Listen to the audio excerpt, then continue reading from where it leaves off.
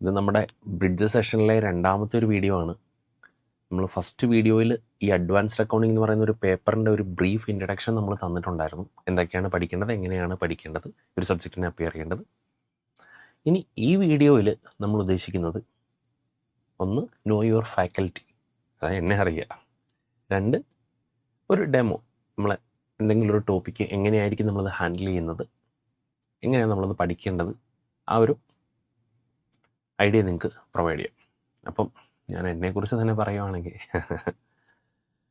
എൻ്റെ പേര് ആദർശ് ജോസഫ്, ഒരു ചാർട്ടേഡ് അക്കൗണ്ടൻ്റാണ്. ഇപ്പം പാസ്സായിട്ടൊരു 8 ഇയേഴ്സായി. പാസ്സാവുന്നതിന് മുമ്പ് തന്നെ ഞാൻ ഈ അക്കൗണ്ടിംഗ് എന്ന് പറയുന്നൊരു പേപ്പർ പഠിപ്പിക്കാൻ തുടങ്ങിയതാണ്. എന്ന് പറഞ്ഞാൽ എൻ്റെ ഇൻ്റർമീഡിയറ്റ് കംപ്ലീറ്റ് ചെയ്ത സമയം തൊട്ട്, ആർട്ടിക്കിൾഷിപ്പ് തുടങ്ങിയ സമയം തൊട്ട്, ഇൻ്റർമീഡിയറ്റ് ജസ്റ്റ് കംപ്ലീറ്റ് ചെയ്ത സമയം തൊട്ട് ഞാൻ ഈ ഒരു അക്കൗണ്ടിംഗ് എന്ന് പറയുന്നൊരു പേപ്പർ ഹാൻഡിൽ ചെയ്യുന്നതാണ്. അതായത് 2013 തൊട്ട്, 2013 സ്റ്റാർട്ടിങ് തൊട്ട് ഈ ഒരു പേപ്പർ എടുക്കുന്നതാണ്. ഇപ്പോൾ 2013 to 2025 ഒരു 13th ഇയറാണ്. 13 വർഷമായിട്ട് ഈ അക്കൗണ്ടിംഗ് എന്ന് പറയുന്നൊരു പേപ്പർ ഹാൻഡിൽ ചെയ്യുന്നു. അപ്പോൾ ഈ ഒരു 13 വർഷം കൊണ്ട് അറൗണ്ട് ഒരു മോർ ദാൻ 5000 സ്റ്റുഡൻസിനെ പഠിപ്പിച്ചിട്ടുണ്ടാവുമെന്ന് കരുതുന്നു. ഇപ്പോൾ ട്രിപ്പിൾ ഐയിൽ CA ആണെങ്കിലും CF ആണെങ്കിലും CS എല്ലാ ലെവലിലും ഈ അക്കൗണ്ടിങ് പേപ്പർ ഞാൻ ഹാൻഡിൽ ചെയ്യുന്നുണ്ട്. അപ്പം നമ്മളിവിടെ അഡ്വാൻസ്ഡ് അക്കൗണ്ടിങ്, ഇവിടെ കൊച്ചിയിലാണ് ഞാൻ കൂടുതലും ക്ലാസ്സസ് എടുക്കുന്നത്. അപ്പോൾ ഇവിടുത്തെ അക്കൗണ്ടിങ്, അഡ്വാൻസ്ഡ് അക്കൗണ്ട്സ് ഹാൻഡിൽ ചെയ്യുന്നത് ഞാനായിരിക്കും. അപ്പം എല്ലാ ലെവലും ഇപ്പോൾ കഴിഞ്ഞ പ്രാവശ്യത്തെ റിസൾട്ട് ആണെങ്കിലും ഈ ഒരു പേപ്പറിന് 91 നമ്മളൊരു സ്റ്റുഡൻറ്റ് സ്കോർ ചെയ്തു. അതായത് CAയിൽ ഒരു A+ മേടിക്കുക എന്നൊക്കെ പറയുന്നത് എത്ര ഡിഫിക്കൽട്ടാണെന്ന് പൊതുവെ അറിയാമല്ലോ. അപ്പം ഈ ഒരു പേപ്പറിന് തന്നെ 91 സ്കോർ ചെയ്തു. കഴിഞ്ഞ റിസൾട്ടാണ് മോർ ദാൻ 80 തന്നെ 5 to 6 സ്റ്റുഡൻസ് സ്കോർ ചെയ്തു. 60 above ഒരുപാട് സ്റ്റുഡൻസ്, അതായത് എക്സംഷൻ ഒരുപാട് സ്റ്റുഡൻസ് ഈ ഒരു പേപ്പറിന് മേടിച്ചു. അപ്പം നമ്മുടെ ഈ ഒരു ഇൻ്റർമീഡിയറ്റിലെ ഒരു സ്കോറിംഗ് പേപ്പറാണ്. ആ ഒരു സ്കോറിംഗ് പേപ്പറിൽ തന്നെ നല്ലൊരു മാർക്കോടെ നമ്മുടെ സ്റ്റുഡൻസ് പാസ്സാവുന്നതാണ്. കേരള ടോപ്പേഴ്സ് മിക്ക അറ്റംപ്റ്റിലും നമ്മുടെ സ്റ്റുഡൻസാണ് വരുന്നത് ഈ ഒരു പേപ്പറിന്. അപ്പം നമ്മുടെ ഒരു സന്തോഷം. ഞാൻ പിന്നെ എന്തുകൊണ്ടൊരു ഫാക്കൽറ്റി ആയെന്ന് ചോദിച്ചു കഴിഞ്ഞാൽ ശരിക്കും ഞാനൊരു എത്തിപ്പെട്ടതാണ്. കാരണം ടീച്ചിങ് ഒരു പാഷൻ, അങ്ങനെ എന്നതിനേക്കാൾ ഒരു അക്കൗണ്ട്സ് എനിക്കൊരു പാഷനായിരുന്നു. അപ്പോൾ ഈ ഒരു സബ്ജക്റ്റ് പറഞ്ഞു കൊടുക്കാനും പഠിക്കാനും അത് ഫൗണ്ടേഷൻ പഠിച്ചത്. +2 പൊതുവെ 10th കഴിഞ്ഞപ്പോഴാണ് ഞാൻ CA എടുക്കാൻ തീരുമാനിച്ചത്. അപ്പോൾ തന്നെ നമ്മൾ കേട്ടൊരു ഡയലോഗ് എന്ന് പറയുന്നത് അതിലെ കോർ സബ്ജക്റ്റാണ് അക്കൗണ്ടിങ്. അപ്പോൾ അതിനുവേണ്ടി നമ്മൾ കൊമേഴ്സ് എടുത്തു. കൊമേഴ്സ് തുടങ്ങിയപ്പോൾ തന്നെ ഈ ഒരു സബ്ജക്റ്റ് തുടങ്ങിയപ്പോൾ തന്നെ എനിക്ക് ഭയങ്കരമായിട്ട് ഇഷ്ടപ്പെട്ടു. CAയിലേക്ക് വന്നപ്പോൾ ആ ഒരു ഇഷ്ടം കൂടി. അങ്ങനെയാണ് ശരിക്കും ഞാൻ ഈ ഒരു കോഴ്സിലേക്ക് എത്തിയത്. അപ്പോൾ ആദ്യം അക്കൗണ്ട്സ് പറഞ്ഞു കൊടുത്തു. അപ്പോൾ സ്റ്റുഡൻസിന് മനസ്സിലായി. അപ്പം അവരുടെ റെക്കമെൻഡേഷൻ വഴി നമ്മളിങ്ങനെ ക്ലാസ്സസ് സ്റ്റാർട്ട് ചെയ്തു. ആർട്ടിക്കിൾഷിപ്പിൻ്റെയൊക്കെ സമയത്ത് ജസ്റ്റ് ഒരു വേക്കൻറ്റ് ഡേയ്സിൽ നമ്മൾ കവർ ചെയ്യുമായിരുന്നു. പിന്നെ അത് ഒരു പാഷനായിട്ട് മാറി. സോ ഈ ഒരു സബ്ജക്റ്റ് എന്ന് പറഞ്ഞാൽ മനസ്സിലായി കഴിഞ്ഞാൽ വലിയ എഫോർട്ട് ഇല്ലാതെ എന്നാൽ ഈസിയായിട്ട് പഠിച്ചെടുക്കാൻ പറ്റുന്ന ഒരു സബ്ജക്റ്റാണ്. നമുക്കൊരു എൻജോയ് ചെയ്ത് പഠിക്കാൻ പറ്റുന്നൊരു സബ്ജക്റ്റാണ് അക്കൗണ്ട്സ്. മര്യാദയ്ക്ക് പഠിക്കുന്നുണ്ടെങ്കിൽ. മനസ്സിലായില്ലെങ്കിൽ ഒന്നും മനസ്സിലാകാൻ പറ്റാത്തൊരു സബ്ജക്റ്റുമായിരിക്കും അക്കൗണ്ടിങ് എന്ന് പറയുന്നത്. ഒരു സബ്ജക്റ്റിനേക്കാൾ ഉപരി ഇതൊരു ലാംഗ്വേജാണ്. ഇപ്പോൾ ഒരു ലാംഗ്വേജ് ഒന്നും അറിയത്തില്ലല്ലോ, ഒന്നും മനസ്സിലാകത്തില്ല. അറിയാവുന്നവർക്കോ എല്ലാം മനസ്സിലാവുകയും ചെയ്യും. ക്ലിയർ? അപ്പം ഇത്രയൊക്കെയാണ് എനിക്ക് എന്നെക്കുറിച്ച് പറയാനുള്ളത്.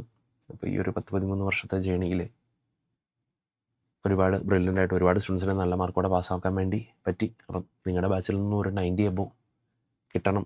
അതാണ് നമ്മൾ ശരിക്കും പഠിപ്പിക്കുന്നത്. നമ്മുടെ ആഗ്രഹം എന്ന് പറയുന്നത് എങ്ങനെയെങ്കിലും സ്റ്റുഡൻസിനെ പാസ്സാക്കുന്നതിനേക്കാൾ ഉപരി അവർക്ക് പറ്റാവുന്ന മാക്സിമം മാർക്ക് മേടിച്ച് പാസ്സാക്കാനാണ് നമ്മൾ ട്രൈ ചെയ്യുന്നത്. ആ രീതിയിലാണ് നമ്മൾ പേപ്പർ ഹാൻഡിലും ചെയ്യുന്നത്. ഓക്കെ, സോ അഡ്വാൻസ്ഡ് അക്കൗണ്ട്സ് നമുക്ക് പഠിക്കാനുള്ളത്, ഞാനൊരു ഫസ്റ്റ് വീഡിയോയിൽ ഓൾമോസ്റ്റ് കവർ ചെയ്തിട്ടുണ്ട്. എന്തൊക്കെയാണ് പഠിക്കാനുള്ളതെന്ന് ചോദിച്ചു കഴിഞ്ഞാൽ മെയിൻ ടോപ്പിക്കുകൾ നമുക്ക് പറഞ്ഞു കഴിഞ്ഞാൽ ഫസ്റ്റ് അക്കൗണ്ടിങ് സ്റ്റാൻഡേർഡ്സ് പഠിക്കാനുണ്ട്. എന്താണ് അക്കൗണ്ടിങ് സ്റ്റാൻഡേർഡ്സ്, അതിൻ്റെ ലിസ്റ്റിംഗ് കാര്യങ്ങളൊക്കെ നമുക്ക് പഠിക്കാനുണ്ട്. പിന്നെ കമ്പനി അക്കൗണ്ട്സിലേക്ക് വന്നു കഴിയുമ്പോൾ കമ്പനിയുടെ അക്കൗണ്ട്സ്, കമ്പനിയുടെ ഫിനാൻഷ്യൽസ്, അതായത് കമ്പനിയുടെ balance sheet, P&L and cash flow എങ്ങനെ പ്രിപ്പയർ ചെയ്യണം, കമ്പനികളുടെ അമാൽഗമേഷൻ നടന്നാൽ, ഇൻറ്റേർണൽ റിക്കൺസ്ട്രക്ഷൻ നടന്നാൽ, ഒരു ഷെയർ ബൈബാക്ക് ചെയ്യുവാണെങ്കിൽ എങ്ങനെ അക്കൗണ്ടിങ് ഒക്കെ ചെയ്യണം, ഇങ്ങനെയുള്ള കുറച്ച് കാര്യങ്ങൾ പഠിക്കാനുണ്ട്. കുറച്ച് ബ്രാഞ്ചസിൻ്റെ അക്കൗണ്ടിങ് നമുക്ക് പഠിക്കാനുണ്ട്. ഇത് നമ്മൾ ഈ ഒരു വീഡിയോ കവർ ചെയ്യാൻ വേണ്ടി പോകുന്നത് ഒന്ന്, എന്താണ് അക്കൗണ്ടിങ് സ്റ്റാൻഡേർഡ്സ്. അക്കൗണ്ടിങ് സ്റ്റാൻഡേർഡ്സ് എന്ന് പറഞ്ഞു കഴിഞ്ഞാൽ സിമ്പിളായിട്ട് ഒരാൾക്ക് പറഞ്ഞു കൊടുക്കാനാണെങ്കിൽ അക്കൗണ്ടിങ് ചെയ്യുമ്പം നമ്മൾ പാലിക്കേണ്ട, കംപ്ലൈ ചെയ്യേണ്ട കുറച്ച് set of rules and regulations ഉണ്ട്. അതാണ് അക്കൗണ്ടിങ് സ്റ്റാൻഡേർഡ്സ് എന്ന് പറയുന്നത്. അപ്പം ഇത് പറയുന്നത് പോലെ തന്നെ റെക്കോർഡ് ചെയ്യണോ? വേണം. ഒരു അക്കൗണ്ടിങ് നമ്മൾ ചെയ്യുമ്പോൾ, ഒരു സ്ഥാപനത്തിൻ്റെ അക്കൗണ്ടിങ് നമ്മൾ ചെയ്യുമ്പോൾ നമ്മൾ പാലിക്കേണ്ട set of rules and regulations ആണ് അക്കൗണ്ടിങ് സ്റ്റാൻഡേർഡ്സ് എന്ന് പറയുന്നത്. അക്കൗണ്ടിങ് സ്റ്റാൻഡേർഡ്സിൻ്റെ ഡെഫിനേഷൻ വേണേൽ ഇത്രയും പറയാം. Accounting standards are written policy documents issued by ആരെങ്കിലും ആയിക്കോട്ടെ.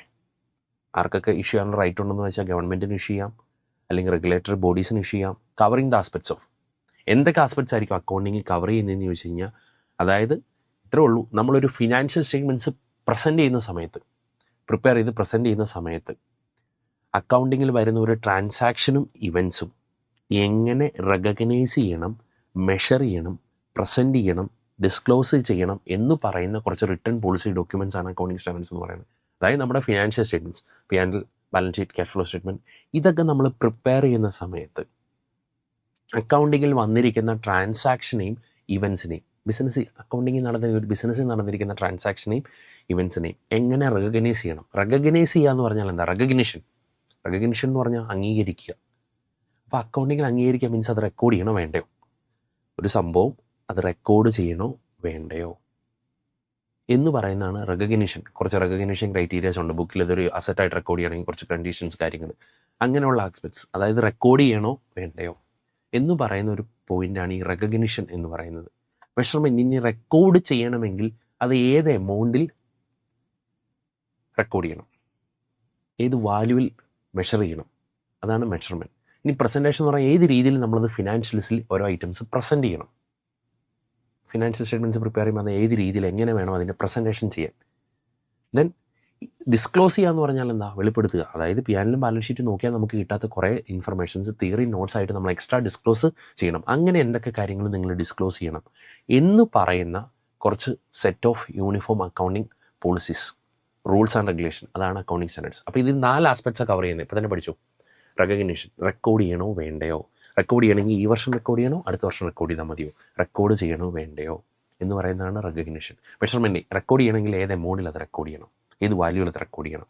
പ്രസൻറ്റേഷൻ, എങ്ങനെ അത് ഫിനാൻഷ്യൽ സ്റ്റേറ്റ്മെൻറ്റ്സ് പ്രസൻറ്റ് ചെയ്യണം, അതിൽ ഒരു അസറ്റായിട്ട് റെക്കോർഡ് ചെയ്യണോ, ഒരു എക്സ്പെൻസായിട്ട് റെക്കോർഡ് ചെയ്യണം, ഏത് രീതി വേണം അത് ഫിനാൻഷ്യൽസിൽ പ്രസൻറ്റ് ചെയ്യാൻ, അല്ലെങ്കിൽ ക്യാഷ് ഫ്ലോ സ്റ്റേറ്റ്മെൻറ്റ് എങ്ങനെ പ്രസൻറ്റ് ചെയ്യുന്നത്, ഇതൊക്കെ അക്കൗണ്ടിങ് സ്റ്റാൻഡേർഡ്സിലാണ് പറയുന്നത്. ഏത് രീതിയിൽ അത് ഫിനാൻഷ്യൽസിൽ നിങ്ങൾ പ്രസൻറ്റ് ചെയ്യണം. ഫിനാൻഷ്യൽസിൽ അത് പ്രസൻറ്റ് ചെയ്തതിന് ശേഷം എക്സ്ട്രാ എന്തൊക്കെ ഇൻഫർമേഷൻസ് നിങ്ങൾക്ക് യൂസേഴ്സിന് മനസ്സിലാകുന്ന രീതിയിൽ ഡിസ്ക്ലോസ് ചെയ്യണം എന്നൊക്കെ പറയുന്ന കുറച്ച് റിട്ടൺ പോളിസി ഡോക്യുമെൻറ്റ്സ് ആണ് അക്കൗണ്ടിങ് സ്റ്റാൻഡേർഡ്സ്. അത് ആർക്കാ? പൊതുവെ രാജ്യത്തെ ഗവൺമെൻറ് അല്ലെങ്കിൽ അതിലത്തെ എക്സ്പേർട്ട് അക്കൗണ്ടിങ് ബോഡീസ് ആയിരിക്കും ഇതെല്ലാം ഇഷ്യൂ ചെയ്തിരിക്കുക. സോ അക്കൗണ്ടിങ് ചെയ്യുമ്പം നമ്മളൊരു ട്രാൻസാക്ഷൻ ഇവൻസും ഫിനാൻഷ്യൽ സ്റ്റേറ്റ്മെൻറ്റ്സ് പ്രിപ്പയർ ചെയ്യുന്ന സമയത്ത് എങ്ങനെ റെക്കഗ്നൈസ് ചെയ്യണം, മെഷർ ചെയ്യണം, പ്രസൻറ്റ് ചെയ്യണം, ഡിസ്ക്ലോസ് ചെയ്യണം എന്ന് പറയുന്ന കുറച്ച് റിട്ടൺ പോളിസി ഡോക്യുമെൻറ്റ്സ് ആണ് അക്കൗണ്ടിങ് സ്റ്റാൻഡേർഡ്സ് എന്ന് പറയുന്നത്. സിമ്പിളായിട്ട് പറഞ്ഞാൽ അക്കൗണ്ടിങ് ചെയ്യുമ്പോൾ നമ്മൾ കംപ്ലൈ ചെയ്യേണ്ട കുറച്ച് റൂൾസ് ആൻഡ് റെഗുലേഷൻസ് ആണ് അക്കൗണ്ടിങ് സ്റ്റാൻഡേർഡ്സ് എന്ന് പറയുന്നത്. ഇന്ത്യയിൽ ഇനി അക്കൗണ്ടിങ് സ്റ്റാൻഡേർഡ്സിലേക്ക് വരുന്നതിനിപ്പം നമുക്ക് ടോട്ടൽ ഒരു 29 അക്കൗണ്ടിങ് സ്റ്റാൻഡേർഡ്സ്, നമ്പറിങ് വെച്ചിട്ടാണെങ്കിൽ 29 അക്കൗണ്ടിങ് സ്റ്റാൻഡേർഡ്സ് ആണ് നമുക്ക് പഠിക്കാനുള്ളത്. 29 അക്കൗണ്ടിങ് സ്റ്റാൻഡേർഡ്സ് ആണ് നമുക്ക് പഠിക്കാനുള്ളത്. അതിൽ 2 അക്കൗണ്ടിങ് സ്റ്റാൻഡേർഡ്സ്, അതായത് 5 കഴിഞ്ഞിട്ട് 6 മിസ്സിംഗ് ആണ്, 7 കഴിഞ്ഞ് 8 മിസ്സിംഗ് ആണ്. എന്ന് പറഞ്ഞാൽ 2 സ്റ്റാൻഡേർഡ്സ് റിമൂവ് ചെയ്തു 29. പക്ഷേ നമ്പറിങ് അവർ അലൈൻ ചെയ്തിട്ടില്ല, മാറ്റിയിട്ടില്ല. നമ്പറിങ് മാറ്റി, ഇനി കൺഫ്യൂഷൻ വരാതിരിക്കാൻ വേണ്ടി നമ്പറിങ് മാറ്റിയില്ല. 6ഉം 8ഉം അതിൽ നിന്ന് റിമൂവ് ചെയ്തു. അപ്പോൾ എഫക്റ്റീവ്ലി 29 നമ്പർ ഉണ്ടെങ്കിലും നമുക്ക് ആകെ പഠിക്കാനുള്ളത് 27 അക്കൗണ്ടിങ് സ്റ്റാൻഡേർഡ്സ് ആണ്. ടോട്ടൽ എത്ര? 27 അക്കൗണ്ടിങ് സ്റ്റാൻഡേർഡ്സ് നമുക്ക് പഠിക്കാനുണ്ട്. 27 ഡിഫറെൻറ്റ് അക്കൗണ്ടിങ് സ്റ്റാൻഡേർഡ്സ് നമുക്ക് പഠിക്കാനുണ്ട്. ഈ 27 അക്കൗണ്ടിങ് സ്റ്റാൻഡേർഡ്സും ഇൻ്റർമീഡിയറ്റ് ലെവലിൽ 2 മൊഡ്യൂളായിട്ട് നമുക്ക് പഠിക്കാനുണ്ട്. അപ്പോൾ ഈ ഒരു വീഡിയോ ഞാൻ ഈ 27 അക്കൗണ്ടിങ് സ്റ്റാൻഡേർഡ്സ് നിങ്ങൾക്ക് പറഞ്ഞു തരാൻ പോകുന്നൊന്നുമില്ല. ഡിസ്ക്ലോഷർ ഓഫ് അക്കൗണ്ടിങ് പോളിസീസ്, ഇതൊരു ഡിസ്ക്ലോഷർ ബേസ്ഡ് സ്റ്റാൻഡേർഡാണ്. ഡിസ്ക്ലോഷർ ബേസ്ഡ് സ്റ്റാൻഡേർഡ് എന്ന് പറഞ്ഞാൽ എന്തൊക്കെ കാര്യങ്ങൾ എക്സ്ട്രാ നിങ്ങൾ ബാലൻസ് ഷീറ്റ് ചെയ്യാനതിന് ശേഷം എന്തൊക്കെ കാര്യങ്ങൾ നിങ്ങൾ എക്സ്ട്രാ ഡിസ്ക്ലോസ് ചെയ്യണം, നിങ്ങൾ യൂസ് ചെയ്ത അക്കൗണ്ടിങ് പോളിസീസ് ഒക്കെ ഡിസ്ക്ലോസ് ചെയ്യണം. എന്താ അക്കൗണ്ടിങ് പോളിസീസ്, എന്തൊക്കെ ഡിസ്ക്ലോഷർ അതിനകത്ത് നിങ്ങൾ ചെയ്യേണ്ടി വരും എന്നൊക്കെ പറയുന്ന ഒരു ആണ് disclosure of accounting policies. First accounting standard number 1 disclosure of accounting policies. Number 2 valuation of inventories. Inventory means stock, അതെങ്ങനെ വാല്യൂ ചെയ്യണം. ഒരു ബേസിക് ഐഡിയ നിങ്ങൾ ഫൗണ്ടേഷൻ അല്ലെങ്കിൽ ഡിഗ്രി പഠിച്ചിട്ടുണ്ടാവും. അതിൻ്റെ വാല്യുവേഷൻ എങ്ങനെ ചെയ്യണം എന്ന് പറയുന്ന ഒരു സ്റ്റാൻഡേർഡാണ് ഏത്? AS2 valuation of interest. AS3 cash flow statement. എങ്ങനെയാണ് ഒരു ബിസിനസ്സിൻ്റെ ക്യാഷ് ഫ്ലോ സ്റ്റേറ്റ്മെൻറ്റ് പ്രിപ്പയർ ചെയ്യേണ്ടത്, അതിൻ്റെ ഫോർമാറ്റും അതെങ്ങനെയാണ് പ്രിപ്പയർ ചെയ്യേണ്ടത്, അതിൻ്റെ ഫുൾ ടോപ്പിക്കുകൾ കവർ ചെയ്യുന്ന ഒരു സ്റ്റാൻഡേർഡാണ് cash flow statement AS3. 4 contingencies and events occurring after balance sheet date. Balance sheet നമ്മൾ പ്രിപ്പയർ ചെയ്തതിന് ശേഷം പിന്നെ കുറച്ച് നാളത്തേനും വന്നിരിക്കുന്ന ബാലൻസ് ഷീറ്റ് നമ്മൾ പ്രിപ്പയർ ചെയ്ത്, പൊതുവേ നമ്മൾ ഇന്ത്യയിൽ ബാലൻസ് ഷീറ്റ് പ്രിപ്പയർ ചെയ്യുന്നത് 31 മാർച്ചിനായിരിക്കും. പക്ഷേ അത് അന്ന് തന്നെ പ്രിപ്പയർ ചെയ്യുന്നുണ്ടോ എന്ന് ചോദിച്ചാൽ ഇല്ല. ചിലപ്പോൾ ജൂലൈ ഓഗസ്റ്റ് ഒക്കെ ആയിരിക്കുമ്പോഴായിരിക്കും അത് ഫൈനലൈസ് ചെയ്യുന്നത്. അപ്പം അത് പ്രിപ്പയർ ചെയ്ത് അത് ഫൈനലൈസ് ചെയ്യുന്ന സമയം വരെ നടക്കുന്ന കുറച്ച് ട്രാൻസാക്ഷൻ ഇവൻറ്റ്സ് ഉണ്ടല്ലോ, അത് എങ്ങനെ ഡീൽ ചെയ്യണം എന്നൊക്കെ പറയുന്ന ഒരു അക്കൗണ്ടിങ് സ്റ്റാൻഡേർഡ്സ് ആണ് as four contingencies and events occurring after balance sheet date. അടുത്തത് net profit or loss for the period prior period items and changes in accounting policies. അപ്പം ഈ വർഷം net profit or loss for the period, ഈ വർഷത്തെ അല്ലെങ്കിൽ prayer period item, കഴിഞ്ഞ വർഷം നിങ്ങൾ റെക്കോർഡ് ചെയ്യാൻ മറന്നുപോയി, ഇപ്പോൾ റെക്കോർഡ് ചെയ്യണം, അങ്ങനെ എന്തെങ്കിലും വന്ന് എന്ത് ചെയ്യണം? ഒരു അക്കൗണ്ടിങ് പോളിസി നമ്മൾ ചേഞ്ച് ചെയ്താൽ ഏത് രീതിയിൽ പ്രസൻറ്റ് ചെയ്യണം? ഇനി ഇതിലാണ് extra ordinary item, exceptional item, ഇങ്ങനെ കുറച്ച് സംഭവങ്ങളൊക്കെ കവർ ചെയ്യുന്നത്. ഒരു വലിയൊരു പേരാണ്, ആ പേര് ക്ലിയർ ആയിട്ട് പഠിച്ചു.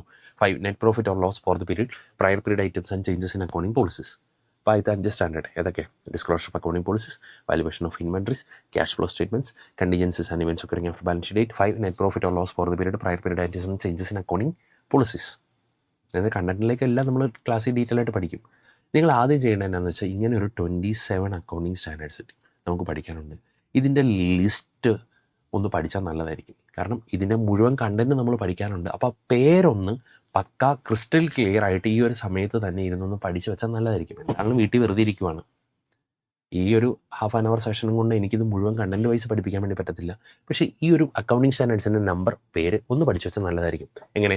S1 disclosure of accounting policies, 2 valuation of inventories, 3 cash flow statement, 4 contingencies and events occurring after balance sheet, 5 net profit or loss for the period prior period and changes in accounting policies, 7 construction contract, construction കോൺട്രാക്ടേഴ്സിൻ്റെ accounting എങ്ങനെ ചെയ്യണം, 9 revenue recognition, revenue നിങ്ങൾ എങ്ങനെ ബുക്കിൽ recognise ചെയ്യണം, then property plan അടയ്ക്കുമ്പോൾ അതായത് fixed assets, അതിൻ്റെ അക്കൗണ്ടിങ് എങ്ങനെ ചെയ്യണം, 10 effects of changes in foreign exchange rates, foreign exchange റേറ്റ്സിൽ ചേഞ്ചസ് വന്നാൽ അതിൻ്റെ എഫക്റ്റ് എങ്ങനെ നിങ്ങൾ റെക്കോർഡ് ചെയ്യണം, അതൊരു ഫോറിൻ കറൻസി ചേഞ്ചസ് ഒക്കെ വരുന്നുണ്ടല്ലോ, അതെങ്ങനെ റെക്കോർഡ് ചെയ്യണം, ഗവൺമെൻറ്റിൻ്റെ അടുത്ത് ഗ്രാൻഡ് കിട്ടിയാൽ എങ്ങനെ റെക്കോർഡ് ചെയ്യണം, എസ്റ്റോൾ അക്കൗണ്ടിങ് ഫോർ ഗവൺമെൻറ് ഗ്രാൻഡിൽ അത് കവർ ചെയ്യുന്നത്, ഒരു ഇൻവെസ്റ്റ്മെൻറ്റ് ഉണ്ടെങ്കിൽ അതിൻ്റെ അക്കൗണ്ടിങ് എങ്ങനെ ചെയ്യണം, അക്കൗണ്ടിങ് ഫോർ ഇൻവെസ്റ്റ്മെൻറ്റിൽ കവർ ചെയ്യുന്നത്, ഒരു അമാൽഗമേഷൻ നടന്നത്, അമാൽഗമേഷൻ എന്ന് പറഞ്ഞാൽ 2 കമ്പനികൾ കൂടി ചേർന്ന് പുതിയൊരു കമ്പനിയായി മാറുന്നു, അപ്പോൾ അതിന് അക്കൗണ്ടിങ് എങ്ങനെ ചെയ്യണം, അതാണ് AS14 കവർ ചെയ്യുന്നത്. 15 എംപ്ലോയി ബെനിഫിറ്റ്സ്, എംപ്ലോയീസിന് കൊടുക്കുന്ന ബെനിഫിറ്റ്, സാലറി, ഗ്രാറ്റുവിറ്റി, PF, ഇതിൻ്റെയൊക്കെ അക്കൗണ്ടിങ് എങ്ങനെ ചെയ്യണം, 15 employee benefit. 16 borrowing cost, borrowing cost എന്ന് പറഞ്ഞാൽ ഇൻട്രസ്റ്റ്, അതിൻ്റെ അക്കൗണ്ടിങ് എങ്ങനെ ചെയ്യണം, അത് എന്തൊക്കെ കാര്യങ്ങൾ ശ്രദ്ധിക്കണം. 16 സെഗ്മെൻറ്റ് റിപ്പോർട്ടിംഗ്, സെഗ്മെൻറ്റ്സ് വൈസ് നമ്മൾ ബിസിനസ്സിൽ ഇപ്പോൾ ട്രിപ്പിൾ ഐ തന്നെയാണ് കോഴ്സ് വൈസ്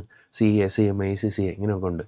അപ്പം സെഗ്മെൻറ്റ് വൈസ് നമ്മൾ റിപ്പോർട്ട് ചെയ്യുമ്പോൾ എന്തൊക്കെ കാര്യങ്ങൾ നമ്മൾ ശ്രദ്ധിക്കണം. റിലേറ്റഡ് പാർട്ടി ആയിട്ടുള്ള ട്രാൻസാക്ഷൻ എന്തെങ്കിലും നടന്നിട്ടുണ്ടോ അത് എന്തൊക്കെ ഡിസ്ക്ലോസ് ചെയ്യണം. 18 റിലേറ്റഡ് പാർട്ടി ഡിസ്ക്ലോഷർ. 19 ലീസസ് എന്ന് പറയുന്നത് ലോങ് ടൈം റെൻ്റൽ എഗ്രിമെൻറ്റ്. ഒരു ലീസ് ഉണ്ടെങ്കിൽ അതിൻ്റെ അക്കൗണ്ടിങ് എങ്ങനെ നമ്മൾ കണ്ടക്ട് ചെയ്യണം, എങ്ങനെ ചെയ്യണം. Then 20 earnings per share, EPS, earnings per share എന്ന് പറഞ്ഞാൽ പ്രോഫിറ്റ് പെർ ഷെയർ എങ്ങനെ കമ്പ്യൂട്ട് ചെയ്യണം, അതെങ്ങനെ പ്രസൻറ്റ് ചെയ്യണം, എല്ലാം ഇതിനകത്ത് കവർ ചെയ്യുന്നുണ്ട്. 21 കൺസോളിഡേറ്റഡ് ഫിനാൻഷ്യൽ സ്റ്റേറ്റ്മെൻറ്റ്സ് എന്ന് പറഞ്ഞാൽ ഒരു ഹോൾഡിംഗ് കമ്പനി സബ്സിഡറി കമ്പനി കേട്ടിട്ടുണ്ടാവും. അപ്പോൾ ഒരു ഹോൾഡിംഗ് കമ്പനി സബ്സിഡറി കമ്പനിയുടെ ഫിനാൻഷ്യൽസൂടെ കമ്പൈൻ ചെയ്ത് എങ്ങനെ ഒരു ഫിനാൻഷ്യൽ സ്റ്റേറ്റ്മെൻറ്റ്സ് പ്രിപ്പയർ ചെയ്യണം, അതാണ് consolidated financial statements. 21 accounting for taxes on income, taxes on income എന്ന് പറഞ്ഞാൽ ഇൻകം ടാക്സിൻ്റെ അക്കൗണ്ടിങ് നമ്മൾ എങ്ങനെ ചെയ്യണം. Then 23 accounting for investments in associates in consolidated financial statements. ഇതെന്താണെന്ന് വെച്ച് കഴിഞ്ഞാൽ നമ്മളൊരു ഹോൾഡിംഗ് കമ്പനി ആവുന്നത് മോർ ദാൻ 50% ഹോൾഡിംഗ് വരുമ്പോഴാണ്. നമുക്കൊരു 40% 30% ഒക്കെ ഹോൾഡിംഗ് ഉള്ളൂ മറ്റൊരു കമ്പനിയിൽ. അപ്പം നമ്മൾ ഇൻവെസ്റ്ററും അവർ അസോസിയേറ്റും, ആ അസോസിയേറ്റിൻ്റെ ഫിനാൻഷ്യൽസ് നമ്മുടെ ഇൻവെസ്റ്ററുടെ ബുക്കിലേക്ക് എങ്ങനെ കൺസോളിഡേറ്റഡ് ഫിനാൻഷ്യൽ സ്റ്റേറ്റ്മെൻറ്റ്സ് ചെയ്യുമ്പോൾ കമ്പൈൻ ചെയ്യണം, അതാണ് നമുക്ക് ഇതിനകത്ത് പഠിപ്പിക്കാനുള്ളത്. പിന്നെ ഒരു ഓപ്പറേഷൻ നമ്മൾ ഡിസ്കണ്ടിന്യൂ ചെയ്യാൻ വേണ്ടി പോവുകയാണെങ്കിൽ എന്തൊക്കെ കാര്യങ്ങൾ ഡിസ്ക്ലോസ് ചെയ്യണം. 24 discontinue operation. 25 interim financial reporting. നമ്മൾ സാധാരണ ഇയർലി ആണ് അക്കൗണ്ട്സ് പ്രിപ്പയർ ചെയ്യുന്നത്. ഒരു ഇൻട്രീം പീരീഡിലേക്ക് 3 months കൂടുമ്പോൾ നമ്മളൊരു ഫിനാൻഷ്യൽസ് പ്രിപ്പയർ ചെയ്യുകയാണെങ്കിൽ എന്തൊക്കെ കാര്യങ്ങൾ ശ്രദ്ധിക്കണം. ഒരു ഇൻടാഞ്ചിബിൾ അസറ്റ്സ് റെക്കോർഡ് ചെയ്യുമ്പോൾ എന്തൊക്കെ കാര്യങ്ങൾ ശ്രദ്ധിക്കണം. 26 financial reporting of interest in join ventures. നമുക്ക് എന്തെങ്കിലും ഒരു ജോയിൻ വെഞ്ചറിൽ എന്തെങ്കിലും ഇൻട്രസ്റ്റ് ഇൻവെസ്റ്റ്മെൻറ്റ് ഉണ്ടെങ്കിൽ അതെങ്ങനെ റെക്കോർഡ് ചെയ്യണം. ഇമ്പയർമെൻറ്റ് ഓഫ് അസറ്റ്സ് എന്ന് പറഞ്ഞാൽ ഡിപ്രീസിയേഷൻ അല്ലാതെ ഒരു അസറ്റിൻ്റെ വലിയ കുറവ് വന്നു, ഒരു അസറ്റ് ആക്സിഡൻ്റായി, ഒരു വെഹിക്കിൾ ആക്സിഡൻ്റായി, അല്ലെങ്കിൽ ഫയർ വന്നൊരു മിഷനിൽ കത്തിപ്പോയി.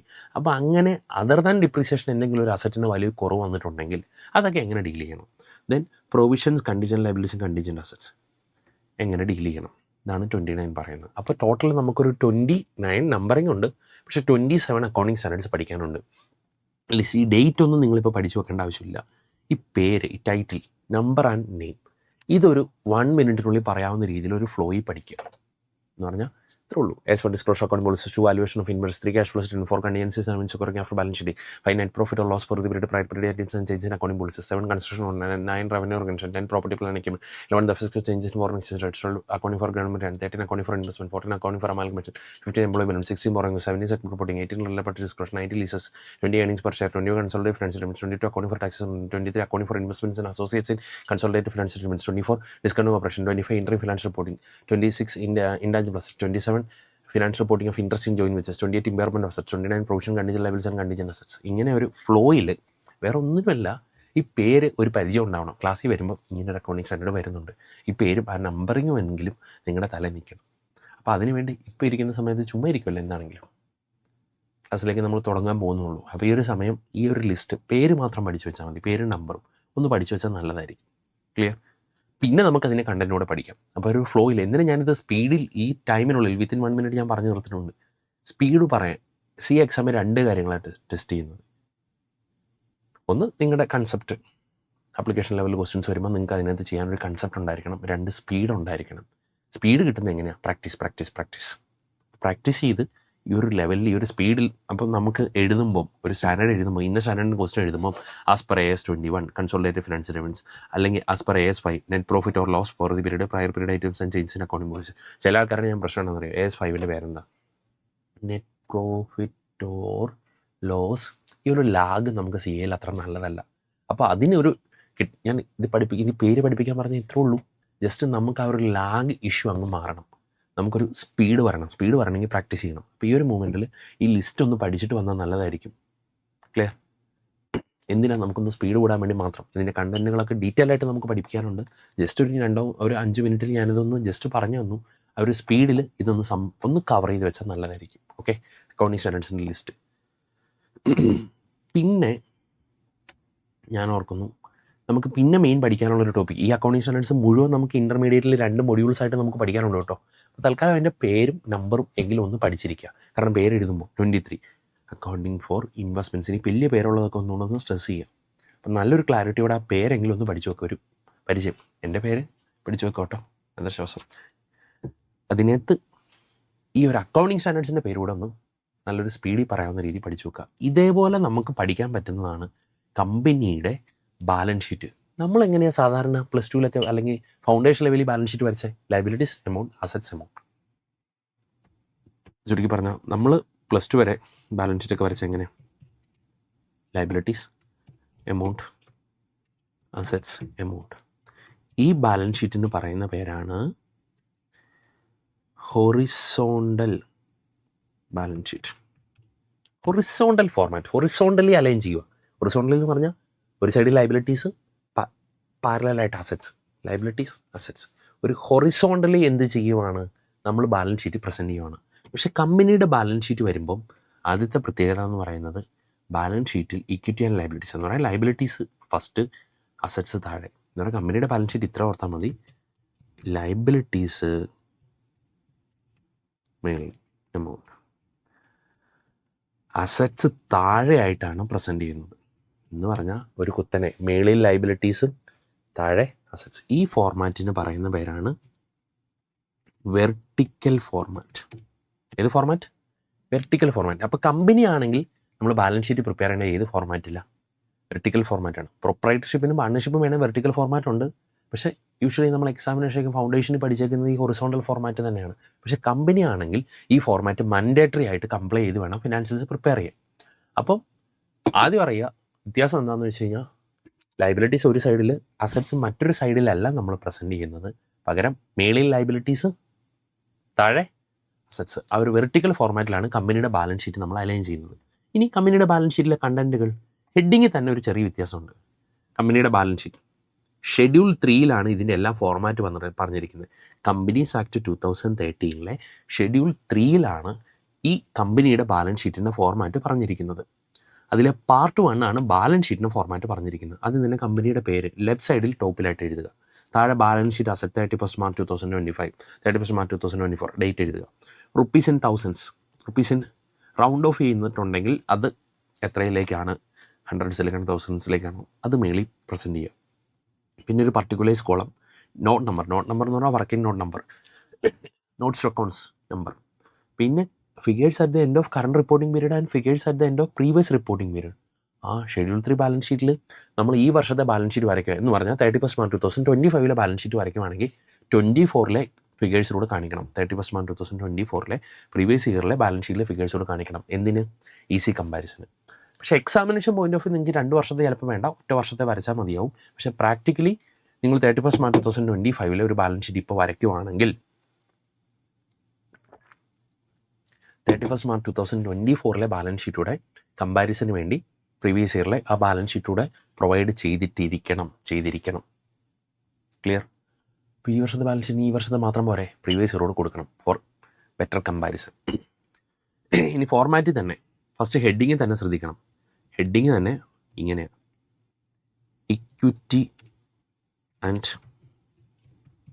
ലയബിലിറ്റീസ്. ലയബിലിറ്റി എന്ന് പറഞ്ഞാൽ നമ്മൾ സാധാരണ ക്യാപിറ്റലും ലയബിലിറ്റിയാണ് അണ്ടറിൽ കാണിക്കുള്ളൂ. ക്യാപിറ്റലും അല്ല, ഇക്വിറ്റി ആൻഡ് ലയബിലിറ്റീസ്. ഹെഡിങ് തന്നെ ലയബിലിറ്റീസ് മാത്രം എഴുതിയാൽ പോരാ, ഇക്വിറ്റി ആൻഡ് ലയബിലിറ്റീസ്. അതിൻ്റെ താഴെ 4 സബ് ഹെഡിങ് ഉണ്ട് ഇക്വിറ്റി ആൻഡ് ലയബിലിറ്റീസിൻ്റെ താഴെ. ഏതൊക്കെ?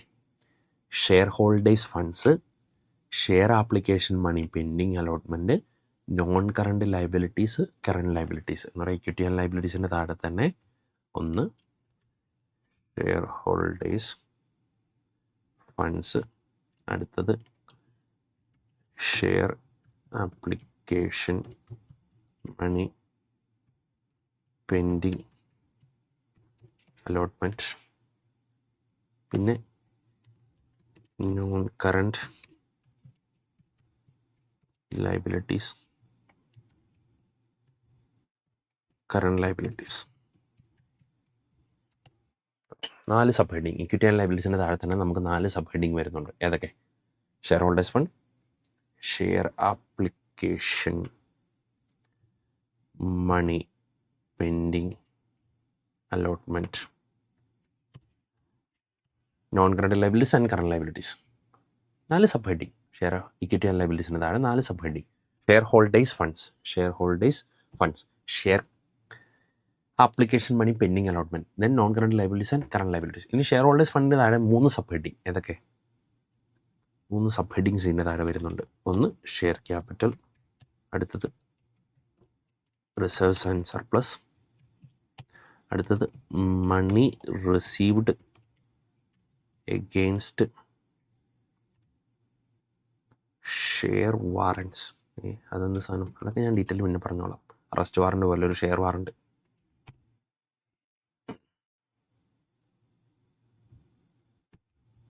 മണി റിസീവ്ഡ് അഗെയിൻസ്റ്റ് ഷെയർ വാറൻറ്റ്സ്. അപ്പോൾ ഷെയർ ഹോൾഡേഴ്സ് ഫണ്ടിൻ്റെ താഴെ, ഷെയർ ഹോൾഡേഴ്സ് ഫണ്ട് എന്ന് പറഞ്ഞാൽ ഓണേഴ്സ് ഫണ്ട്, അതിൻ്റെ താഴെ ക്യാപിറ്റൽ. കമ്പനിയുടെ ബുക്ക് ക്യാപിറ്റൽ എഴുതുന്ന പേരാണ് ഷെയർ ക്യാപിറ്റൽ എന്ന് പറയുന്നത്, ആ ഷെയർ ക്യാപിറ്റൽ. പിന്നെ റിസർവ്സ് ആൻഡ് സർപ്ലസ്. പൊതുവേ നമ്മൾ സോൾ പ്രൊപ്രൈറ്റർഷിപ്പിലും പാർട്ണർഷിപ്പിലും ഒക്കെ പ്രോഫിറ്റ് നമ്മൾ ക്യാപിറ്റലിനോട് കൂട്ടുവാണെങ്കിൽ കമ്പനി ഒരിക്കലും ക്യാപിറ്റലിനൂടെ പ്രോഫിറ്റ് ആഡ് ചെയ്യത്തില്ല. അതെല്ലാം സെപ്പറേറ്റ് കീപ്പ് ചെയ്യും, reserves and surplus. Money received against share warrants എന്ന് പറയും. ഷെയർ ഇഷ്യൂ ചെയ്യുന്നതിന് പകരം ഷെയർ വാറൻസ് ഇഷ്യൂ ചെയ്ത് നമ്മൾ ക്യാപിറ്റൽ കളക്ട് ചെയ്യാറുണ്ട്, എമൗണ്ട് കളക്ട് ചെയ്യാറുണ്ട്. അങ്ങനെ എന്തെങ്കിലും കളക്ട് ചെയ്തിട്ടുണ്ട് അത്. പിന്നെ share application money pending allotment എന്ന് പറഞ്ഞാൽ ആപ്ലിക്കേഷൻ്റെ പൈസ മേടിച്ചു, പക്ഷേ ഇതുവരെ ഷെയർ അലോട്ട് ചെയ്തിട്ടില്ല. ഫൗണ്ടേഷനിൽ പഠിച്ചിട്ടുണ്ടാവും, ആപ്ലിക്കേഷൻ കിട്ടി, പിന്നെ അപ്പം ബാങ്ക് ടു ആപ്ലിക്കേഷൻ, അത് ക്യാപിറ്റലിലേക്ക് മാറ്റുമ്പോൾ ആപ്ലിക്കേഷൻ ടു അലോട്ട്മെൻറ്റ് എന്ന് എഴുതുകയുള്ളൂ. അതായത് അലോട്ട്മെൻറ്റിൻ്റെ സമയത്തായിരിക്കും ആപ്ലിക്കേഷൻ്റെ പൈസ എങ്ങോട്ട് മാറ്റുന്നത്? ക്യാപിറ്റലിലേക്ക് മാറ്റുന്നത്. അപ്പോൾ ആപ്ലിക്കേഷൻ പൈസ കിട്ടി, പക്ഷേ ഇതുവരെ ഷെയർ അലോട്ട് ചെയ്തിട്ടില്ല. അപ്പോൾ തൽക്കാലം ഷെയർ ആപ്ലിക്കേഷൻ അക്കൗണ്ടിലൊരു ബാലൻസ് ഉണ്ട്. അങ്ങനെ ബാലൻസ് ഉണ്ടെങ്കിൽ അത് ഇവിടെ കാണിക്കണം, share application money pending allotment അണ്ടറിൽ കാണിക്കണം.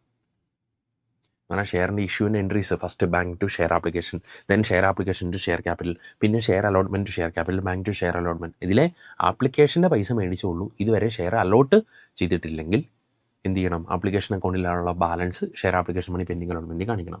ഇനി നോൺ കറണ്ട് ലയബിലിറ്റീസിൻ്റെ താഴെയോ long time borrowings,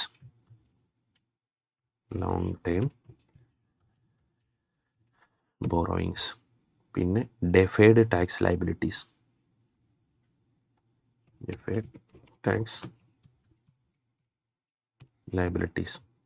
other long time liabilities,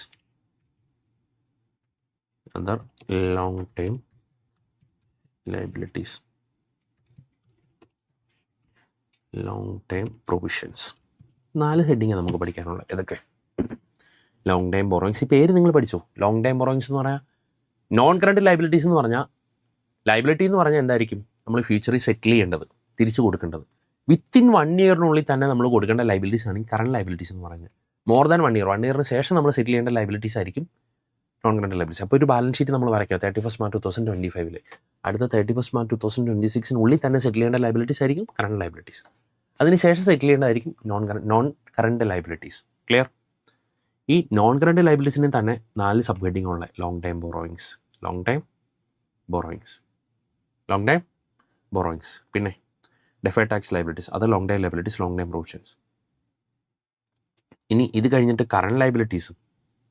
current liabilities പഠിക്കുമ്പം നമുക്കൊരു എളുപ്പവഴി എന്താണെന്ന് വെച്ച് കഴിഞ്ഞാൽ ഈ പേര് വെച്ചിട്ട് പഠിക്കുക. ഇവിടെ ലോങ് ടൈം ബോറോയിങ്സ് ആണെങ്കിലോ ഇവിടെ ഷോർട്ട് ടൈം ബോറോയിങ്സ് എന്ന് പറഞ്ഞാൽ ഒരു ബോറോ ചെയ്തിട്ടുണ്ട്, എമൗണ്ട് ബോറോ ചെയ്തിട്ടുണ്ട്, വിത്തിൻ 1 ഇയർ അടയ്ക്കാനുള്ളതാണെങ്കിലോ അത് അടുത്ത ബാലൻസ് ഷീറ്റ് ഡേറ്റിനുള്ള അടയ്ക്കാനുള്ളതാണെങ്കിൽ short time borrowings.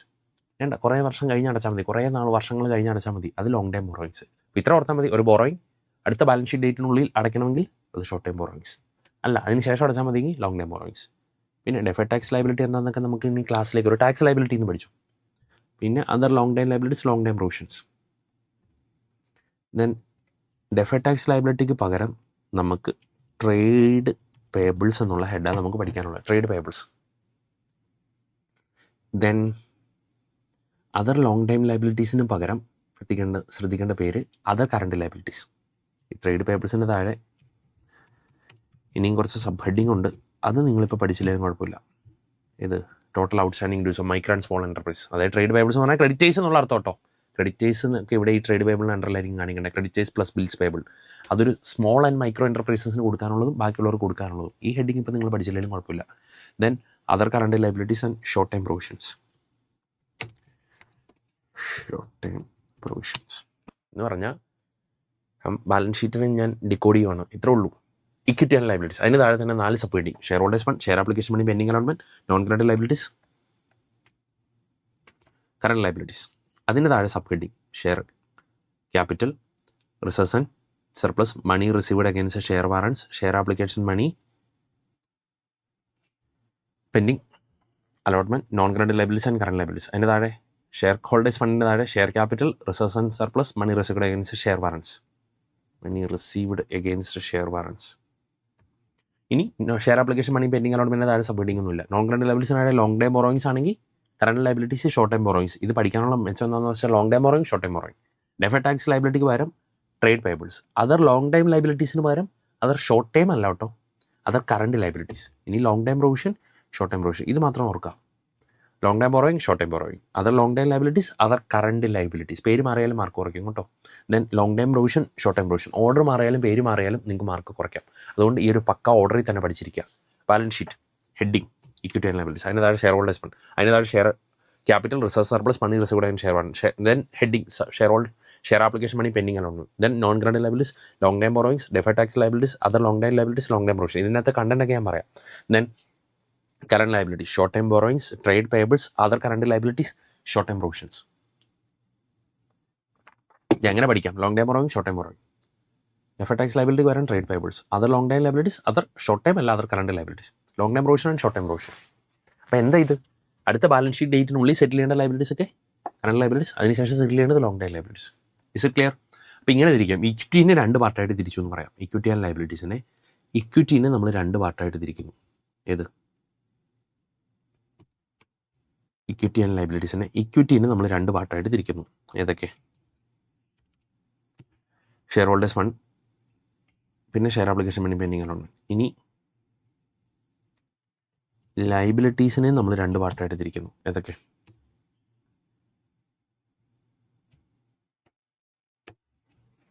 Non current liabilities and current liabilities. Is clear? ഒരു ഐഡിയ കിട്ടിയിട്ടുണ്ടല്ലോ അല്ലേ? ഇനി അസറ്റ്സിലേക്ക് വരുവാണെങ്കിൽ എങ്ങനെ പഠിക്കാം?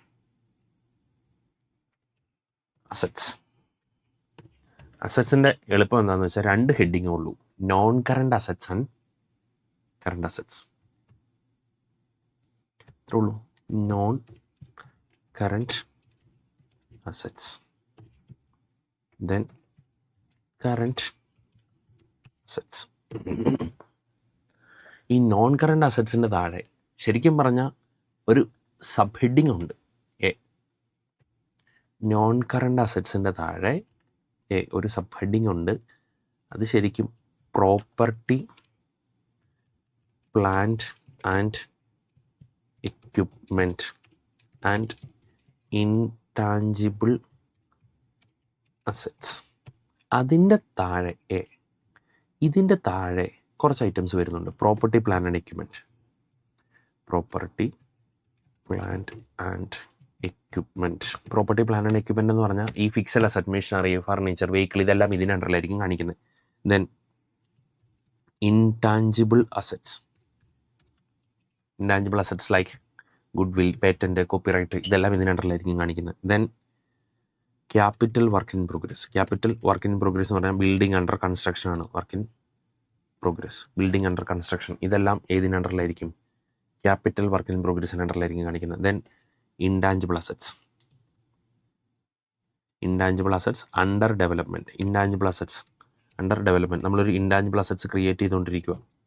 നമ്മളൊരു പെറ്റൻറ്റ്, എന്തെങ്കിലും പുതിയ ഡെവലപ്മെൻറ്റ് നമ്മൾ നടത്തിക്കൊണ്ടിരിക്കുക. Intangible assets under development.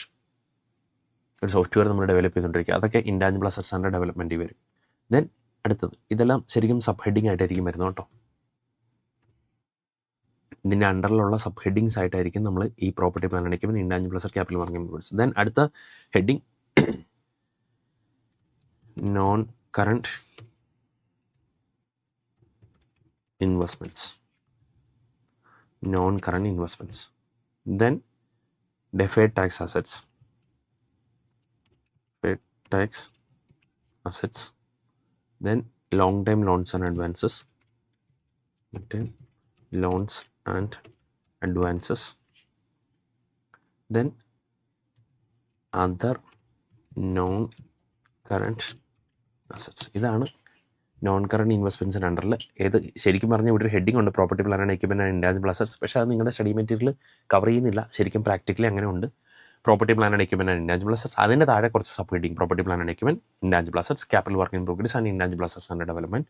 Then non current investment, deferred tax assets, long time loans and advances, other non current assets. ഇനി കറണ്ട് അസറ്റ്സിൻ്റെ അണ്ടറിൽ ഇതിന് പകരം ശരിക്കും പറഞ്ഞാൽ കറണ്ട് അസറ്റ്സിൻ്റെ അണ്ടറിൽ ഒന്നുമില്ല. പകരം നോൺ കറണ്ട് ഇൻവെസ്റ്റ്മെൻറ്റിന് പകരം കറണ്ട് ഇൻവെസ്റ്റ്മെൻറ്റ്. നോൺ കറണ്ട് ഇൻവെസ്റ്റ്മെൻറ്റിന് പകരം current investments. Then deferred tax assetsന് പകരം വേറെ കുറേ ഐറ്റംസ് ഉണ്ട്. ഏതൊക്കെ? Inventories, stock. ഇൻവെൻട്രീസ് എന്ന് പറഞ്ഞാൽ സ്റ്റോക്ക് ഇവിടെ ആയിരിക്കും കാണിക്കുന്നത്. Trade receivables, debtors and bills receivable, ഇതിനകത്തായിരിക്കും കാണിക്കുന്നത്. ദെൻ അടുത്തത് cash and cash equivalents. Cash and cash ഇക്വലൻസിലായിരിക്കും ക്യാഷ് ആൻഡ് ക്യാഷ് ഇക്വിവാലൻസ്. ഇതിനകത്തായിരിക്കും cash balance and bank balance നമ്മൾ കാണിക്കുക. ക്യാഷ് ആൻഡ് ബാങ്ക് ബാലൻസ്, ക്യാഷിൻ്റെയും ബാങ്കിൻ്റെയും ബാലൻസസ് എല്ലാം കാണിക്കുക. ദെൻ ഇനി ഇതിന് പകരം ലോങ് ടൈം ലോൺസ് ആൻഡ് അഡ്വാൻസസിന് പകരം എളുപ്പമുണ്ട് കമ്പയർ ചെയ്യുമ്പോൾ. Short time loans and advances. Short time loans and advances. ഇനി അതർ നോൺ കറണ്ട് അസറ്റ്സിന് പകരം other current assets. Other non current അസറ്റ്സിന് പകരം അതർ കറണ്ട് അസറ്റ്സ്. അപ്പം പഠിക്കാനുള്ള എളുപ്പം property plant and equipment and intangible assets. അതിന് പകരം കറണ്ട് അസറ്റ്സ് ഒന്നുമില്ല. അതെന്താണെങ്കിലും നോൺ കറണ്ട് അസറ്റ്സ് ആയിരിക്കും. ഒരുപാട് നാൾ ഉപയോഗിക്കുന്നതായിരിക്കും പ്രോപ്പർട്ടി പ്ലാൻ ആൻഡ് എക്യുപ്മെൻറ്റ്. അതായത് ഫിക്സഡ് അസറ്റ്സ്, ഫർണിച്ചർ, മെഷീനറി, ഇതെല്ലാം. Intangible assets, capital work in progress, intangible asset under development, ഇതെല്ലാം ഇതിൻ്റെ സബ് ഹെഡിങ്ങിൻ്റെ താഴെയോട്ടോ വരണ്ടേ. ഇതെല്ലാം ഈ ഒരു മെയിൻ ഹെഡിങ്ങിൻ്റെ താഴെയാണ് വരേണ്ടത്. ദെൻ പിന്നെ അടുത്തത് main non current investment. Then deferred tax assets, long time loans and advances, B C D E. ഇനി ഇവിടെ കറണ്ട് അസറ്റ്സിൻ്റെ താഴെ current investment, inventories, trade receivables, cash and cash equivalents, short time loans and advances, other current assets. ഈ full format എങ്ങനെ പഠിക്കും? ആദ്യം എന്ത് ചെയ്യുക? 4 സബ് ഹെഡിങ് പഠിക്കുക. Share holders fund, share application money pending allotment, non current liabilities, long time non current liabilities, current liabilities. Then share holders fund താഴെ 3 sub heading. Share capital, resources, surplus, money received and share warrant. Share application money pending allotment, അതിന് താഴെ വേറെ sub heading ഒന്നുമില്ല. Non current liabilities, long time borrowings, deferred tax liabilities, other long time liabilities, long time provision. ഇനി ഇവിടെ compare ചെയ്യുമ്പോൾ current ലൈബിലിറ്റീസിന് താഴെ short time borrowings, trade payables, other current liability, short time provisions. ആദ്യം അത് പഠിച്ചു തീർക്കാം. അത് ഓരോരോ ഹെഡിങ് ആയിട്ട് തീർത്ത് വരിക. ഇനി assets, non current assets heading തന്നെ പഠിച്ചോട്ടോ. സ്റ്റഡി മെറ്റീരിയൽ ഇത് വന്നിട്ടില്ല ഒരു ഹെഡിങ്. ശരിക്കും അത് പ്രാക്ടിക്കലി ഉണ്ട്. മിക്കവാറും നിങ്ങളുടെ സ്റ്റഡി മെറ്റീരിയലേക്ക് ഇനി അപ്ഡേറ്റ് ചെയ്ത് വരും. Property plant and equipment and intangible assets. Then property plant and equipment, intangible assets, capital work in progress, intangible assets under development. അതിന് താഴെ non current investment, deferred tax assets, long time loans and advances, other non current assets. ഇനി ഇവിടെ ഇതിന് പകരമൊന്നുമില്ല. Non current ഇൻവെസ്റ്റ്മെൻറ്റിന് പകരം current investment, inventories, trade receivables, cash and cash equivalents, short time loans and advances, other current assets. ഈ ഒരു full ഫോർമാറ്റും ഇതേപോലെ സ്പീഡിൽ within 1 minutes എന്നുള്ള രീതിയിൽ ഒന്ന് പഠിച്ചു വെച്ചാൽ നല്ലതായിരിക്കും. എങ്ങനെ? ഞാൻ പറയാം. Equity and liability, share holders fund, share capital reserves, surplus money risk and share on share application money, pending allotment, non current liabilities, long time borrowings, deferred tax liabilities, other long time liabilities, long time provision, current liabilities, short time borrowings, trade payables, other current liabilities, short time provisions, total assets, non current assets, property plant and equipment and intangible assets, property plant and equipment, intangible assets, capital work in progress, intangible assets under development, non-current investment, deferred tax assets, other long tail loans and advances, other non-current assets, current investment, inventories, trade receivables, cash and cash equivalents, short tail loans and advances, other current assets total. ഞാൻ ഈ ഒരു കുറച്ച് നാളും കൊണ്ട് ഈ ഒരു ഫ്ലോയിൽ എത്തിയതാണ്. പക്ഷേ ഈ ഫ്ലോയിൽ നിങ്ങൾ പഠിക്കണം. ചിലപ്പോൾ 14 മാർക്സിന് നമുക്ക് ക്വസ്റ്റ്യൻ വരുന്നത് കമ്പനിയുടെ ബാലൻസ് ഷീറ്റ് മേലും പ്രിപ്പയർ ചെയ്യാനായിരിക്കും. അപ്പോൾ ഈ ഫുൾ ഫോർമാറ്റ് പഠിക്കണമെന്ന് ചോദിച്ചാൽ ഇതിൻ്റെ നേരെ ഈ വർഷം കഴിഞ്ഞ വർഷം എമൗണ്ട് 0 ആണെങ്കിൽ ഇത് എഴുതിയില്ലെങ്കിലും കുഴപ്പമില്ല. ഇതിൻ്റെ നേരെ എമൗണ്ട് ഇല്ലെങ്കിൽ എഴുതിയില്ലെങ്കിലും കുഴപ്പമില്ല. ഇതിൻ്റെ നേരെ 2 എമൗണ്ട് ഇല്ലെങ്കിൽ എഴുതിയില്ലെങ്കിലും കുഴപ്പമില്ല. അപ്പം എമൗണ്ട് ഉണ്ടെങ്കിൽ മാത്രം ഈ ഹെഡിങ് എഴുതിയാൽ മതി. പക്ഷേ നിങ്ങളൊരു ഫുൾ ഫോർമാറ്റ് പഠിച്ച് വെച്ചിരിക്കുക. കാരണം ഇൻ്റർലേക്ക് വരുമ്പോൾ ഈ ഒരു ഫോർമാറ്റ് പിന്നെ ഫോർമാറ്റ് പഠിക്കാനോ ഈ സ്പീഡ് വരണമെങ്കിൽ കുറച്ച് പ്രാക്ടീസ് വേണം. അപ്പോൾ ഈ ഒരു സമയത്തിരുന്ന് കമ്പനിയുടെ ബാലൻസ് ഷീറ്റ് ഇങ്ങനെയാണ് പ്രിപ്പയർ ചെയ്യുന്നത്, ഈ ഒരു ഫോർമാറ്റ് ഒന്ന് പക്കാ പഠിച്ചിരിക്കാം. ഇതേപോലെ കമ്പനിക്ക് ഒരു P&Lനും ഒരു ഫോർമാറ്റ് ഉണ്ട്. കമ്പനിയുടെ P&Lൻ്റെ format statement of profit and loss. Profit and loss account എന്നതിനേക്കാൾ ഉപരി statement of profit and loss എന്ന് പറയുന്നത് ഒരു അക്കൗണ്ട് ഫോർമാറ്റിനേക്കാൾ ഉപരി ഒരു സ്റ്റേറ്റ്മെൻറ്റ് ഫോർമുല തന്നിരിക്കുന്നത്.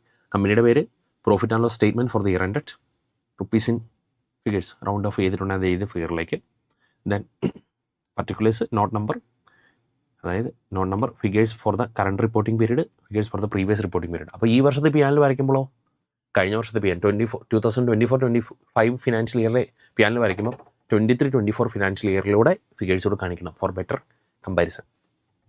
Heading revenue from operation, other income, total income. Revenue from operation, other income, total income. അപ്പോൾ ഇൻകത്തിനെ രണ്ടായിട്ട് തിരിച്ച് കാണിക്കണം. നിങ്ങളുടെ റവന്യൂ ഫ്രോം ഓപ്പറേഷൻ, നിങ്ങളുടെ മെയിൻ ഓപ്പറേഷനിൽ നിന്ന് വരുന്ന റവന്യൂ, അല്ലാതെ നമുക്ക് കിട്ടുന്ന ഇൻകം ഉണ്ടെങ്കിൽ ഇൻട്രസ്റ്റ് ഇൻകം, ഡിസ്കൗണ്ട് റിസീവ്ഡ്, അങ്ങനെ എന്തെങ്കിലും വേറെ ഇൻകംസ് ഉണ്ടെങ്കിൽ അത് ടോട്ടൽ ഇൻകം. ഇനി എക്സ്പെൻസിനെ തന്നെ കോസ്റ്റ് ഓഫ് മെറ്റീരിയൽ കൺസ്യൂംഡ്, അതായത് മാനുഫാക്ചറിങ് പ്രൊഡക്ഷൻ എന്തെങ്കിലും നടത്തുന്ന ബിസിനസ്സാണ് നമ്മളെങ്കിൽ എത്ര രൂപയുടെ മെറ്റീരിയൽസ് നമ്മൾ കൺസ്യൂം ചെയ്തു.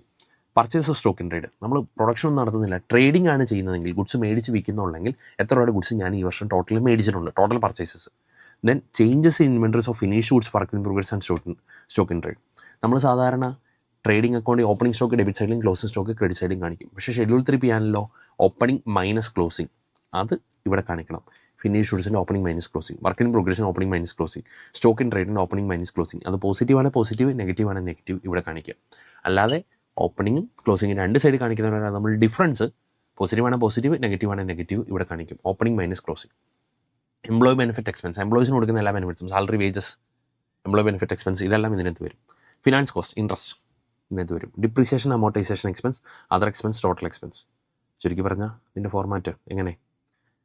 Revenue from operation, other income, total income, expense, cost of material consumed, purchase of stock in trade, changes in inventories of finished goods, work in progress and stock in trade, employee benefit expense, finance cost, depreciation, amortisation expense, other expenses, total expense. ഇതിവിടെ chapter 11 ഒരു അനക്സ്റ്റർ ആയിട്ട് നമുക്ക് available ആണ് കേട്ടോ. ഇത്ര ഒന്ന് പഠിച്ചിരിക്കുക. ഈ രീതിയിൽ എഴുതണം. അല്ലാതെ സെയിൽസ് എന്ന് പറയണോ? ഇല്ല, സെയിൽസ് ഒക്കെ ഇതിന് അണ്ടറിൽ വരും. Other income, interest income, dividend income ഇതൊക്കെ അതർ ഇൻകത്തിന് അണ്ടറിൽ വരും. കോസ്റ്റ് ഓഫ് മെറ്റീരിയൽ കൺസ്യൂംഡ്, അത് റോ മെറ്റീരിയൽ കൺസ്യൂംഡ്, അത് opening stock plus purchase minus close stock, അത് ഇതിന് അണ്ടറിൽ വരണം. Purchase of stock in trade ഇതിന് അണ്ടറിൽ കാണിക്കണം. ദെൻ ഇൻവെൻട്രീസിൽ എന്തെങ്കിലും ചേഞ്ചസ് വന്നു കഴിഞ്ഞാൽ ഓപ്പണിംഗ് മൈനസ് ക്ലോസിംഗ് ഇതിനകത്ത് കാണിക്കണം. സാലറി, വേജസ് ഇതെല്ലാം ഇതിനുള്ളിൽ വരണം.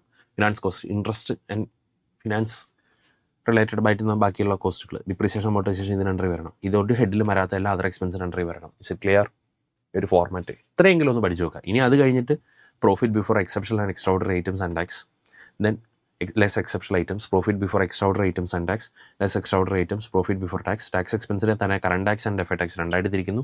Then profit or loss for the period from continuing operation, profit or loss from discontinuing operation, tax expense of discontinuing operation, profit or loss from discontinuing operation after tax, profit or loss for the period. ഇനി earnings per share അതിന് രണ്ടായിട്ട് തിരിക്കും. Basic EPS and diluted EPS ഇതൊക്കെയാണ് AS20 earnings per share cover ചെയ്യുന്നത്. ഇത്രയും വരെയെങ്കിലും format നിങ്ങൾ വൃത്തിയായിട്ട് പഠിച്ചു വെക്കുക. ബാക്കിയുള്ളത് നമുക്ക് അങ്ങനെ അത്യാവശ്യത്തിന് വരാറില്ല. പക്ഷേ ഇതും പഠിച്ചു വെച്ചാൽ നല്ലത്. കാരണം ഇതിൽ ഈ ഡിസ്കണ്ടിന്യൂങ് ഓപ്പറേഷൻ എന്താ, അതാണ് AS24 പറയുന്നത്. ഈ ടാക്സ് എക്സ്പെൻസ് കറണ്ട് ടാക്സിൻ്റെ എഫക്ട് ടാക്സ് എന്താ, അതാണ് AS22 accounting for taxes on ഇൻകത്തി പറയുന്നത്. ഈ extraordinary item exceptional item എന്നൊക്കെ പറഞ്ഞാൽ എന്താ, അതാണ് AS5 net profit or loss for the period prior period items and changes in accounting policies cover ചെയ്യുന്നത്. ഈ earnings per share basic and diluted എന്താ, അതാണ് നമുക്ക് ഏത് AS20 earnings per share cover ചെയ്യുന്നത്. ഇനി എംപ്ലോയി ബെനിഫിറ്റ്സ് എന്ന് പറഞ്ഞാൽ എന്തൊക്കെ കവർ ചെയ്യും, AS15 എംപ്ലോയി ബെനിഫിറ്റ്സ് കവർ ചെയ്യുന്നുണ്ട്. 16 ഫിനാൻസ് കോസ്റ്റ്, അതാണ് ബോറോയിങ് കോസ്റ്റ് എന്ന് പറയുന്നത് AS16 ഉണ്ട്, അതിനകത്ത് കവർ ചെയ്യുന്നത്. ക്ലിയർ. ഈ material consumer purchase stock in trade ഇതിൻ്റെയൊക്കെ സ്റ്റോക്കിൻ്റെ കാര്യങ്ങളൊക്കെ വാല്യുവേഷൻ ഓഫ് ഇൻവെൻട്രീസ് കവർ ചെയ്യുന്നുണ്ട്. ക്ലിയർ. അപ്പം ഇതിനൊരു ഡീറ്റെയിൽഡ് ഇത് പ്രോപ്പറായിട്ട് അറിയണമെങ്കിൽ അക്കൗണ്ടിങ് സ്റ്റാൻഡേർഡ്സ് കൂടെ അറിയണം, പ്രോപ്പറായിട്ടൊരു ഫിനാൻഷ്യൽ സ്റ്റേറ്റ്മെൻറ്റ്സ് പ്രിപ്പയർ ചെയ്യണമെങ്കിൽ. അപ്പോൾ ഇത് കണക്റ്റഡ് ആണ്. അപ്പം ചുരുക്കി പറഞ്ഞാൽ ഇത്രേ ഉള്ളൂ. എന്താ main head, revenue from operation, other income, total income, expense, cost of material consumed, purchase of stock in trade, changes in inventories of finish goods, work in progress and stock in trade, employee benefit expense, finance cost, depreciation amortisation expense, other expense, total expense, then profit or loss for the period. ഇനി ഇതുകൂടെ പഠിച്ചാൽ നല്ലത്. ഇത്രയും വരെ പക്ക clear ആയിട്ട് പഠിച്ചിട്ടുണ്ടാവണം. Then profit before exceptional items and extraordinary items and tax, less exceptional item, profit before extraordinary items and tax, less extraordinary items, profit before tax, tax എക്സ്പെൻസിനെ തന്നെ current tax and after tax. അപ്പോൾ profit or loss for the period, then from continuing operation, നമ്മൾ continue ചെയ്യാൻ പോകുന്ന ഓപ്പറേഷനിൽ നിന്ന്. ഇനി profit or loss from discontinuing operation, നമ്മൾ ഏതെങ്കിലും ഒരു ഓപ്പറേഷൻ സ്റ്റോപ്പ് ചെയ്യാൻ വേണ്ടി പോവാണ്, ട്രിപ്പിൾ ഏതെങ്കിലും ഒരു കോഴ്സ് സ്റ്റോപ്പ് ചെയ്യാൻ പോവാണ്, അതിൽ നിന്നുള്ള പ്രോഫിറ്റ് ഓർ ലോസ് അത് സെപ്പറേറ്റ് ആയിട്ട് കാണിക്കണം, അതിൻ്റെ ടാക്സ് എക്സ്പെൻസ് സെപ്പറേറ്റ് ആയിട്ട് കാണിക്കണം, profit or loss after tax separate ആയിട്ട് കാണിക്കണം, then profit or loss for the period, earnings per share, basic and diluted. ഈ ഒരു ഫോർമാറ്റും ഒന്ന് പഠിച്ചു വെച്ചാൽ ക്ലാസ്സിലേക്ക് വരുമ്പോൾ നിങ്ങൾക്കൊന്ന് ഉപകാരപ്പെടും. അപ്പോൾ എന്തൊക്കെ അക്കൗണ്ടിങ് സ്റ്റാൻഡേർഡ്സിൻ്റെ ലിസ്റ്റ്, അക്കൗണ്ടിങ് സ്റ്റാൻഡേർഡ്സിൻ്റെ